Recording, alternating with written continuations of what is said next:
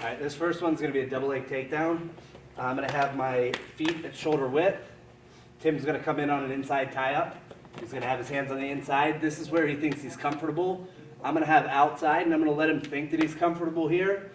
My hands are going to come down to his wrists and snap, and at the same time, I'm going to set my feet in a good attacking position. So to start, it's going to look like this. Down the wrists, lower, good attacking position. He comes back in, lower, good attacking position. I'm stepping into the zone. This is the zone here, right between his feet. I want to step in, let my knee come down, back straight, and I'm going to step up with my back foot and drive right through him. So a little bit quicker, it's going to look like this. Tim ties up, snap at the wrist, lower my level, set my feet, all in one motion.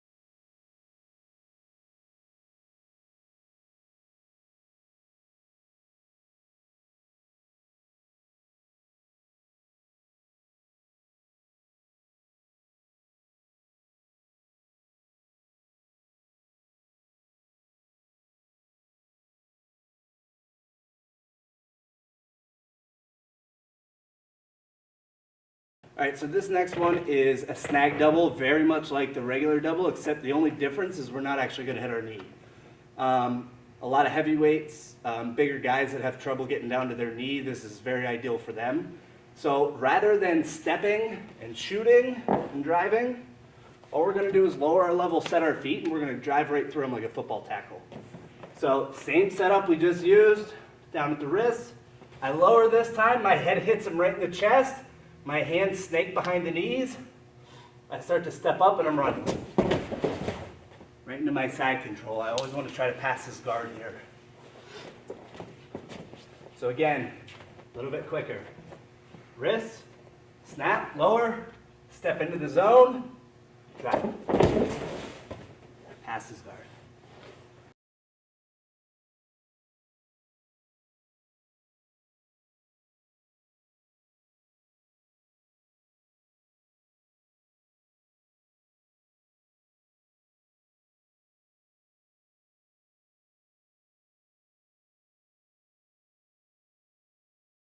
All right, so for this one, we're going to do a single leg. This is called the V-block setup. Essentially what we're trying to do here is isolate an arm. Tim's more comfortable in inside control, as most wrestlers are. So what I'm going to do is I'm going to bring my right hand down to the inside of his elbow and extend. As I do that, Tim's going to want to circle his arm back in and get inside control. And as you can see, what happens here is his defense to the leg that I want kind of goes away. So I'm going to push out. As soon as he comes to come inside, as he's extending his arm trying to get inside control, I drop. There's the leg that I want. Notice on this, knee comes down to the outside of his foot. Back is straight. Turn this way for me. And my lock here is going to be gable grip. So I'm coming into this position. Now, I don't want to just pull his leg backwards into me. I'm not going to have very much balance. So what I want to do is use my head to drive him forward and the leg comes to me. All of his weight is being moved by my head. In this position, I've got my gable grip. My knees are tight together so that even if he wanted to pull his leg to the ground here, he can't. Right? Even with no hands, I've got good control here. All right, this one is going to be important that we keep our knees tight as we get the single leg. So we go V-block. Got my knees extremely tight. I've got my gable grip here. Some like to call it wristwatch grip, gable grip, whatever. In this position, Tim is very likely going to be whizzering here. So he's making it difficult on me. What I need to do in this position is step my left foot out. Shortly after, I set my right foot back, and I almost want to come into a squat. And what you're going to see is Tim is going to fall to his backside. So it's going to be step, step, squat, right up on top. Now, in this position, I don't want to just dive on, because if I do, Tim's going to get his leg out and pull guard. So in this position, I want to hurry up and pass this, and either jump side or take the back. Which way did we do that the last time? That was on this side. Okay, so again on this side, V-block in. It's going to be step, step, squat. So it's step, step, squat. Pass it across. Side control, back control. You can throw your hook in if it's available to you. Whatever's open from that scramble.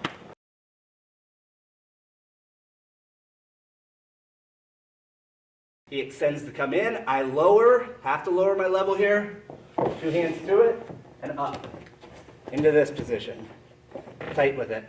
From here, I'm going to move into what we call airtight. This is very important. Some guys here are going to keep a whizzer. He's got his good whizzer. What I need to do here is step my left leg to the outside, bring my left hand to the heel, and start to come up with it. Now, in this position, he's still got some variability with his knee. He can move his knee around, whatever. I want to bring this across and hold tight. Now I've got a free hand. I can move Tim around the mat very freely, attacking his head until I'm ready to go into my finish. So we're in this position to get to my airtight. Step out, dig for the heel, lower my level. Up with it, right across. There's airtight.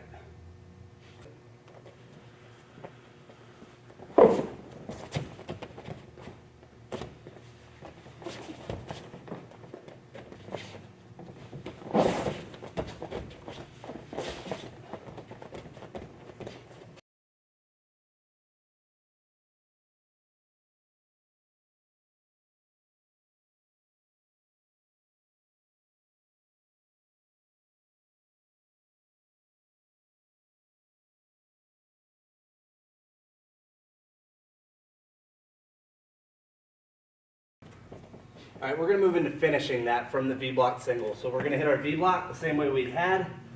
Outside, up with it, knees tight. When I'm ready to go, I'm stepping to the out. And in this position. Now, like I said before, I can kind of move Tim around. I can attack his head here. I can attack knees. Trips are available to me. There's a whole bunch of different finishes that I can do from this situation. Very, very easy one. My right hand is free. Sometimes it's hard to reach for his head, whatever. All I'm going to do is attack the knee, and I kind of want to fold it. And at the same time as I'm folding it, I'm running to Tim's backside. So my feet are going to run in like a circular motion here.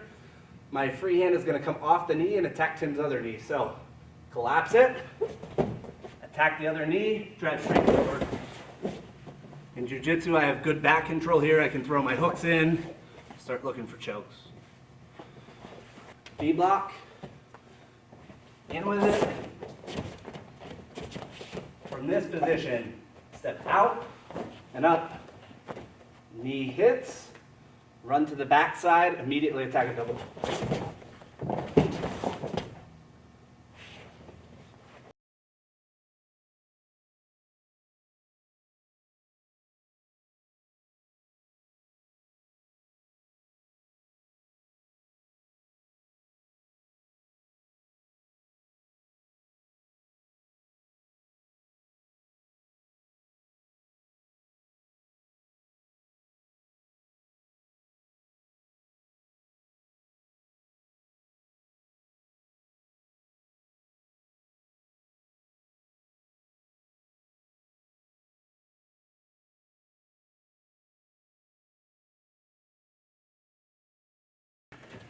So this one, we're going V-block, in to our airtight. Now, this is going to be for the guy that is a little bit squirrely in this position. He's got good balance. It's hard to, maybe I try this and he's able to keep his balance. All I'm going to do here is attack the back of his head and try to pull it to his knee. At the same time, I'm going to try to pull his weight over in this direction and kind of right up over top of my foot. And as I pull, I'm kind of soccer kicking to the side here. So we're moving around.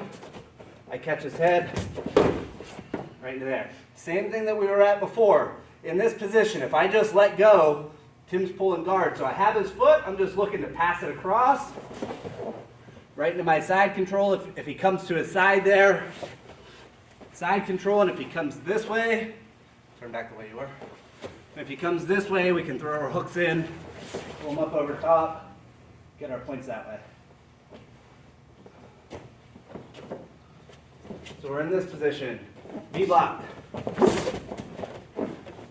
Right into here, attacking his head, pulling it this way. See how I'm getting him to step on that foot? That's what I want ultimately. When I'm ready to go, the foot comes like a soccer kick across. Right down. Right into my side control. Good.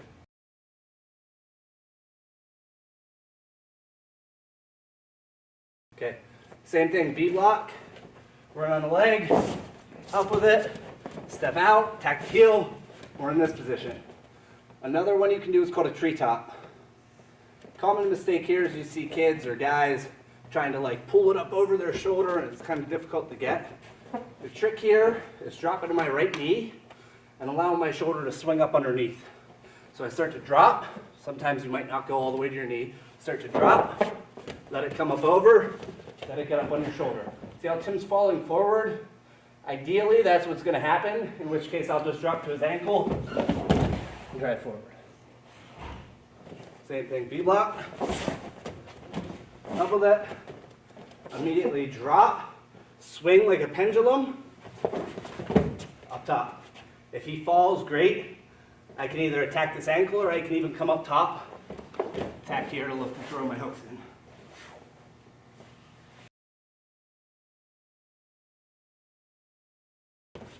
Okay, this is a high crotch. Jiu Jitsu, a lot of schools look at it as kind of a no-no because your head is on the outside. It's okay to do if you're going to be quick about it. If you're able to hit the corner quickly, you're okay. If you do a high crotch and you leave your head on the outside for an extended period of time, Tim, as a good Jiu Jitsu player, is immediately going to catch my neck and go into a guillotine. It'll look like this if I do it slow, where I come in on a high crotch, I leave my neck out, Tim pulls guard here, throws his legs up. Good night for me. So the key to this is hitting that corner quickly. So it's going to look like this. Jump off to the side real quick. It's going to look like this. I'm lowering my level. I step in. My one arm comes inside. My back leg is going to act like a pendulum that comes around. And I want my hips to turn square, and I want everything looking to my right. So it's going to be here, and then I'm driving across. So with Tim, it's going to look like this. Now, I can't just dive in. I've got to have some sort of setup. The easiest one is rolling the guy's head. We're going to come across into a collar tie, down, and out with it. If you guys see, this kind of opened up right there. This is where I want to attack. So when I come down and out, lower my level, hand in, immediately leg swoops, and it turns. In this position, if I start standing to my feet, it's going to be very difficult for Tim to get my neck. If my head is up and I'm doing everything properly, this is where I don't. Quickly, it's going to look like this. It's very important that your neck and back stay straight. The second my neck and back go down, Tim has an opportunity to attack my neck. It's going to look like this quickly. Roll the head down and out. Kind of lift my elbow a little bit to create extra space here. Under. Immediately in this position, my hand comes to my hip and turns. Back straight, and I start to run. I want to make one point here. In this position, actually let's start back up here. In this position, if I don't bring my elbow tucked in tight, in this position, and I don't get to the corner quickly, if I leave it here, Tim is just going to come across my back here, and he's going to, what we call a pancake. He's just going to throw me. And now Tim's in a good position. I've done a lot of work to get a takedown. Tim gets the points. No fun for me. So this is very paramount. Here, elbow in. Corner, check.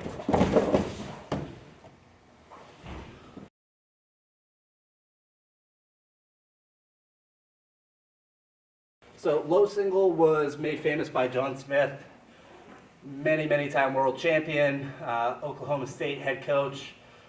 This guy knows his wrestling. The main thing he's trying to do here is lower his level to a point where he can attack one ankle or the other. To do so, what he's going to do, he's in his wrestling stance, he's ready to go. His feet are going to get set on one side or the other. I'm going to try to attack this ankle, so my feet are going to get set on this side. So I'm in my stance, I'm moving. When I'm ready to go, my feet get set. Ready to attack. All I'm going to do here is lower my level, and this is called my break hand. My forearm wants to come down somewhere next to his foot. My hand wants to come down right behind his ankle. In this position, break hand, normal hand, and all I'm going to do here is drive my head into his shin and kind of drive him off to the side and then run away from him. For Jiu Jitsu or MMA, a very easy finish, dropping down to the ankle, pushing away at his stomach. He'll fall straight back. We'll get our takedown points. It's not quite as extensive to get takedowns in Jiu Jitsu as it is in wrestling, so this will transfer well. So we're in, feet set, drop, straight down with it. In this position, you're going to be in here where you're picking a side. To the other side now. Those of you that are left-handed. We're just going to set our feet the other way. Drop, break hand, all at the same time. Break hand and hand behind the ankle. All at the same time. Head in, and I'm pushing him this way. And then I'm running away from him. Right up on top, and we're in this position again where I'm picking a side.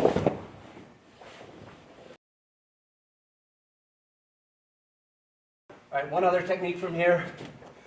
We're coming in, and let's say Tim knows that I like low singles. I go to shoot, and he says, heck with that, you're not taking this leg. So he pulls his leg back when I go for my low single. All I'm going to do in this position is switch my base. This knee is going to come down. Everything's going to switch. And now I'm attacking this side. If he pulls back and switches, this side. He pulls back and switches, this side. I've always got an angle to attack. So quickly, if I go for this leg, and Tim pulls it back, it's going to look like this.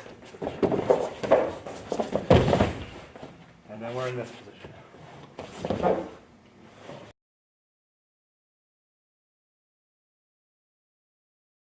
Right along the lines of the high crotch, where we don't want our head getting stuck to the outside. Duck under means we're ducking our head underneath here. We're trying to get back behind him. If I go about this slow motion, Tim's taking my neck. If I come here and I get underneath it, he's got my neck, he starts squaring up, and now he starts to crank and I'm tapping. So what I want to do in this position, I want good inside ties. This right here is called my fish hooks. 4 fingers down around the shoulders, and now I have mobility. I can move him around here. Okay? So from my fish hooks, I'm going to use my fish hooks to pull Tim's body weight over top of me. And as he comes over top of me, I'm just ducking under, thus the term duck under, right into this hole, right into this spot. So we're moving around here. When I'm ready to go, I'm pulling him, ducking under into that spot, and I'm going to immediately take the back. I can finish a whole bunch of weights here. I can throw in my hook and try to take him down. I can come to the side and lift. I can drop the 2 legs. Really anything I want from there. So again, I'm using this body weight, these fish hooks, to pull him into me, and then simply just disappearing. Taking the back, lift, drop, whatever I want from there.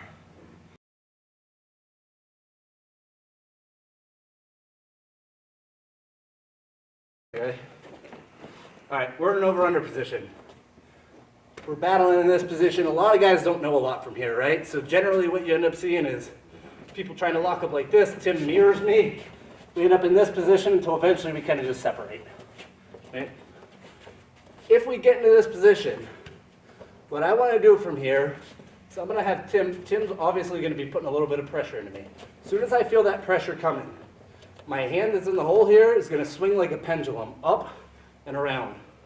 My hips are then going to come through this hole, and I want to be facing the exact opposite direction. So we're here, foot comes through, pendulum, and my hips turn.